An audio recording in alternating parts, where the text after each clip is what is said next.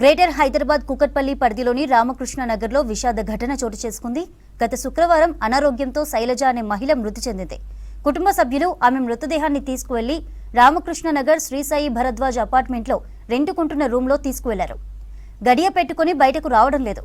గత 4 రోజులుగా శవం ఇంట్లో ఉండడంతో దుర్వాసన వచ్చింది. దీంతో అపార్ట్మెంట్లోని ప్రజలు వారిని నిలదీశారు.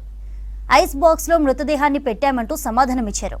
జీహెచ్ఎంసీ అధికారులు పోలీసులు స్పందించి వారిని ఇంట్లో నుంచి బయటకు తీసుకొని వచ్చి మృతదేహానికి అంత్యక్రియలు చేసేలా చర్యలు చేపట్టాలన్నారు స్థానికులు.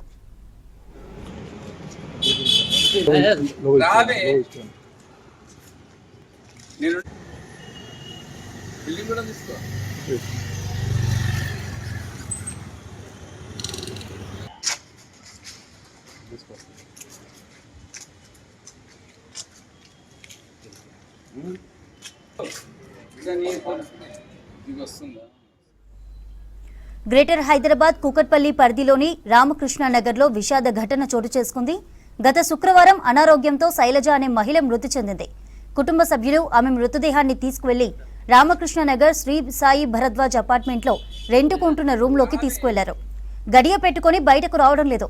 గత 4 రోజులుగా శవం ఇంట్లో ఉండడంతో దుర్వాసన వచ్చింది. దీంతో అపార్ట్మెంట్లోని ప్రజలు వారిని నిలదీశారు. ఐస్ బాక్స్లో మృతదేహాన్ని పెట్టామంటూ సమాధానమిచ్చారు. జీహెచ్ఎంసీ అధికారులు పోలీసులు స్పందించి వారిని ఇంట్లో నుంచి బయటకు తీసుకుని వచ్చి మృతదేహానికి అంత్యక్రియలు చేసేలా చర్యలు చేపట్టాలన్నారు స్థానికులు. కారు వచ్చింది. కారు వస్తే దాంట్లోనే తెల్లగొడ్డ వేసి ఆవిడకి కప్పారు. అక్కడి నుంచి తీసుకెళ్ళి ఇంట్లో బిల్డింగ్ నుంచి మళ్ళీ దుప్పటి తీసుకొచ్చి కప్పి ఒక మూట కింద కట్టి పైకి తీసుకెళ్ళారు. ఎత్తుకొని తీసుకెళ్లి ఆ లోపలికి వెళ్ళిందంటే డోర్ వేయమంటే డోర్ వేసేసి ఇంకా తీయలేదండి. 3 సార్లు కొట్టాం, రాలేదు. రాకపోతే ఎవరు పట్టించుకోలేదు. అసలు నిన్న సాయంకాలం 5 గంటలకి మళ్ళీ నా తల్లి కొడుకు బయటకు పోయారు. ఇప్పుడు వరకు దిగానం లేదండి, రాలేదు. శుక్రవారం లెక్క వేయండి, 4వ రోజు వస్తుందండి లైట్ గా. అసలు సమాధానం చెప్తలేదండి. మాకు ఏ మాట కూడా మాట్లాడతలేదండి. ఇక్కడ ఒక అమ్మాయి చనిపోయింది. వాళ్ళ మానసిక స్థితి కూడా బాగలేదు. అదే చనిపోయి కూడా 4 రోజులైంది. నిన్ననే మాకు తెలిసింది. నిన్న మహాశివరాత్రి సందర్భంగా కూడా నిన్న మాకు తెలిస్తే పోలీసు వాళ్ళకి ఇన్ఫార్మ్ చేశాము.